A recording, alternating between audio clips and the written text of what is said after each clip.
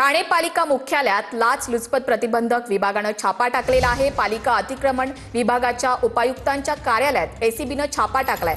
5 तासांच्या चौकशीनंतर उपायुक्त शंकर पाटोळे यांना एसीबीनं ताब्यात घेतलेलं आहे। एसीबी अधिकाऱ्यांकडून उपायुक्त शंकर पाटोळेंची 5 तास चौकशी झाली। अतिक्रमण कामात लाच घेतल्याचा पालिका उपायुक्त शंकर पाटोळेंवर ठपका ठेवण्यात आलेला आहे। आणि त्यातच त्यांच्या हाती काय धागेदुरे लागले, नक्की किती कॅश, किती डिमांड, किती रुपये, हे सर्व जो मुद्देमाल जो आहे तो मुंबई एसीबी कडनं आता घेऊन जाताना पाहायला मिळत आहे।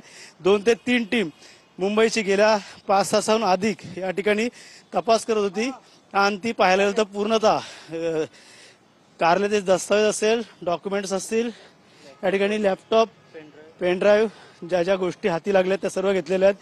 तसेच त्यांचे मोबाईल देखील जप्त करण्यात आलेले आहेत। मुंबई एसीबीची ठाणे महानगरपालिकेमध्ये रात्री मोठ्या प्रमाणात कारवाई या ठिकाणी करण्यात आली आहे। त्यामुळे कुठेतरी आता शंकर पाटोळे यांच्या आता अडचणीत आता वाढ होणार आहे।